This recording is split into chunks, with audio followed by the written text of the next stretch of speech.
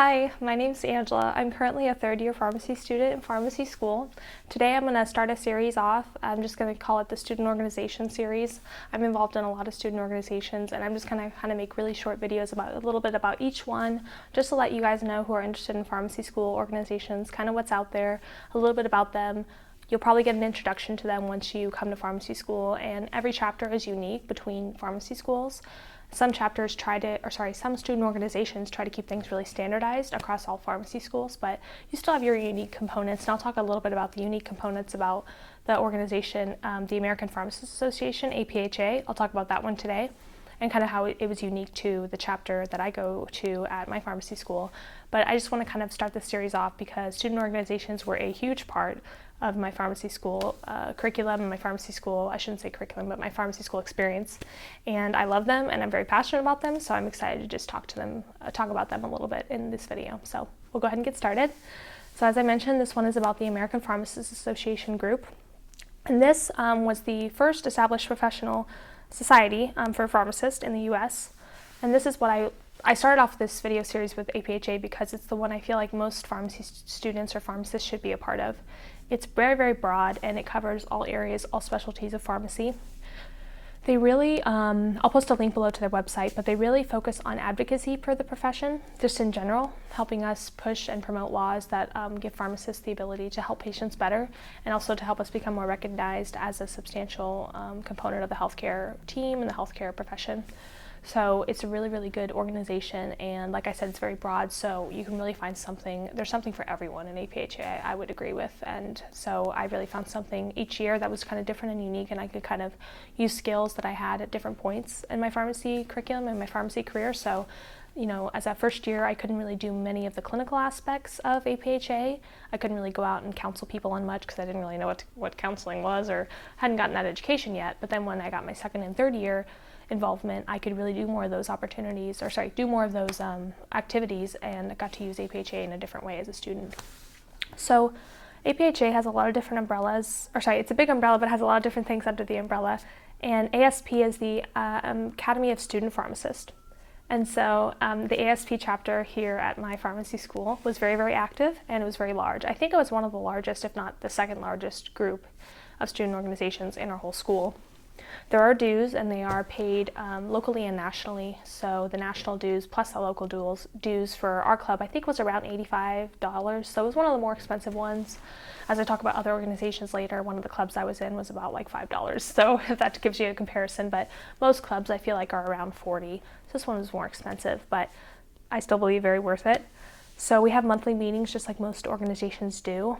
I never held a formal leadership position within APhA, ASP, but I was part of subcommittees and smaller roles that just only lasted for 1 to 2 months, and so I was still involved in a lot of their opportunities, but I was also not really an executive in that club. But I loved APhA, and I was a student ever since I was a P1. One of the things that one of our teachers brought up when they talk about interviewing for like residencies or just even for jobs is they'll look at your involvement, and they'll see how long you've been involved in a club. And so I wanted to get involved with APhA P1 year because I wanted to show that I was committed to the pharmacy profession early on, and then I could carry that commitment throughout my professional career. And even though I may not have really, 100% used that $80 that I put in as far as being involved as a P1, being a student, it did still show that at the start of my career I was committed to being involved in the profession in a serious way. And so I think that I was taught that it was kind of valued in the setting of, in pharmacy, and pharmacists would look at that as a positive thing, that you were always kind of still committed to advocacy and things like that throughout your entire career. So that's one thing I guess I would recommend if you have the money. Money is a huge issue for a lot of people, so if you have the money, I would invest in that. And I think other people will look at that, and it shows that you were a member the whole time, or even just a substantial part of pharmacy school. I think if you joined your P4 year and tried to act like you really were involved and you're so passionate about it, I think it may not go over so well. So just something to think about. But the ASP, American Society or Academy of Student Pharmacists, has a student pharmacist newsletter or like a magazine. So that's something I've been getting since I've been a member. Otherwise, one of the things that I love about APhA probably the most, and maybe this is bad, but I get an email once a day, Monday through Friday, except holidays they don't, which is just, I think it's called APhA News Today. And so it has bullet points of different articles and different updates. in pharmacy and in healthcare. And that is the best thing I've ever seen to help me keep up to date in a short and quick way with all the things going on. So I would work, and I mentioned this in another video, I did work while I was in pharmacy school, but I would hear about what's going on early on in these emails, and then I would bring it to work and say, oh, did you hear about this? And then even my pharmacist and my coworkers would be like surprised, and they'd say, oh yeah. So, but one of my bosses did actually read APhA today, so it ended up being, we always knew the same things going on, but that was so useful for me to constantly be updated, and I could go and click an article and read more, but otherwise it'd just be 1 or 2 paragraphs that I could quickly get the rundown of, a new drug was approved, or a drug was recalled, or this certain device came out on the market, or this device is too expensive, what's going on in Congress with pharmacy. And I still read it today, and I still love it, and I make time for it. And I even, during one of the points during P2 year, I just was so busy I couldn't read them, but I all stocked up on them, and I just put them in a folder, and then I ended up reading them over spring break or something like that. But I was still glad I did, because I think the FDA got a new executive or a new CEO or something like that, and I was just like, I would have missed that. But and maybe it's not too important. You probably could go without it, but that's one of the things I love, just being constantly up to date in a really short and easy way. And it was just emailed to me every day. So I love that APhA had that, and I think it's free. I don't think you have to be a member to get that, but you might just check that out for yourself and see if you could subscribe to it without having to pay dues, if that makes sense. But one of the things within being an APhA member is that I got to go to the APhA annual conference. It happens once a year. Of course, they do have regional mid-year conferences. I didn't end up going to any of those just because things were busy and I was working, but the annual conference in 2019 was in Seattle, Washington, and that was one of the best experiences I've ever had. I got sponsored actually by a different organization, which I'll talk about later, to have my flight taken care of, and then I also participated in other student activities within the year to get my registration paid for. So registration is kind of expensive. I thought about this, and I think it was around $280, maybe $300, maybe less, I'm not sure, but around that amount is how much it costs just to register to go to the conference, which is a lot. And then on top of that, you have hotel and you have food expenses. But my organization, or my chapter that I was a part of, paid for, so like I said, they paid for registration, we got reimbursed, and then they covered our hotels, and then we just had to pay for food and things like that. So it was a really cheap. Overall, the trip cost me only about $150, but if I wouldn't have had all those reimbursements, it would have cost around $1,000. So I was really lucky to find my way within organizations to pay for it, but this year I will be going to the annual conference again, and I'll try to do videos and kind of clips and show you what that was like, and actually take little clips during the conference and show you what we're doing day to day, because it was really cool, and it was one of the best experiences I've ever had for a couple reasons. So it gave me the chance to look like what a big national conference is like, which I've never been exposed to. I got to go with a group of P3 and P2 students, and that was probably my favorite part, is getting to know the students better outside of the classroom setting. People aren't as stressed. You're in a new environment. Everyone's excited, happy, and I got to have deeper relationships with those people and spend a lot of great time with them, so I love that. And otherwise, it was just a good break from school. Usually, like it is this year, it's the weekend after our spring break, so it's kind of, I don't know, it's kind of frustrating. I wish it could just be the weekend of spring break so we wouldn't have to organize tests and move things around. That's kind of one thing you have to do, is ask your teachers if you can skip the test or make it up at some other time. But it's not too troublesome because it happens over a weekend, and really I just miss a Friday and a Monday. So, and my school is really accommodating. They actually canceled one of our classes on the Friday that we had in order to let students who go to the conference have an easier time, which I was like, that's great. But so during the conference, I wanted to mention about APhA. It's the broadest organization within pharmacy, so there's something there for everyone. And I was expecting a little bit of a different experience as a student, because I thought I would be able to kind of go to whatever I wanted to, but when you're a student, you really are kind of restricted to topics related to you as a student. So what are residency programs like? How can you make the most out of your student organization at your school? How do you improve it? Leadership, growth, and chapter growth. And I saw other pharmacists there who would just be going to actual meetings and information sessions and CE credits, continuing education options, and actually cover things like this clinical guideline update or this new drug update, or how to manage this sort of disease in this setting.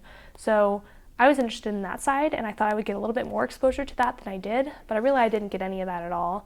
And we had mainly just discussion about how students can make an impact while they're in pharmacy school, revisions, kind of things that you would picture at any kind of annual meeting, speakers, like the president, the secretary, voting for new members, voting for new executive team, keynote speakers, some fun things too. They had like a talent show and whatnot.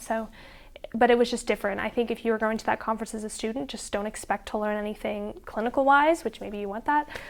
Just expect it to be very focused on chapter development, chapter growth, and chapter achievement, awards. They gave out awards, which I don't believe our organization won any that year, but that was kind of a different expectation to think about. And so I'm going again this year, mainly because I want to go, and another organization I'm a part of is having their meeting inside of APhA annuals, so I'm going to experience that organization's annual meeting. But also, it was just such a great experience last year, and I really want to take a break, spend time. I will never get to have this kind of experience again once I leave pharmacy school. I'll never get to go with other pharmacy students in this unique way. So since I had such a great experience last year, I really wanted to go again this year.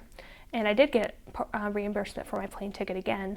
I didn't get reimbursement for registration, but I may get some other reimbursements. So just keep looking for opportunities, keep applying for scholarships, and these trips will be cheaper than you think if you keep on trying, is my advice.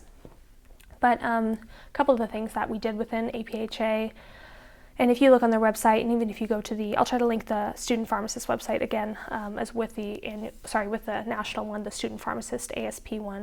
They have certain activities which are standardized between pretty much all pharmacy schools. So they call it Operation Immunization, where they set up flu clinics and immunization clinics, and I participated in those.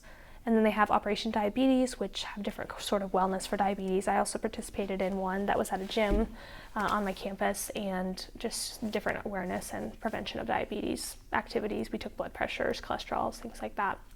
And then legislative things, we try to participate with the state legislator and be active there as part of APhA. And otherwise, there's a student health clinic that APhA helps coordinate with and send volunteers to.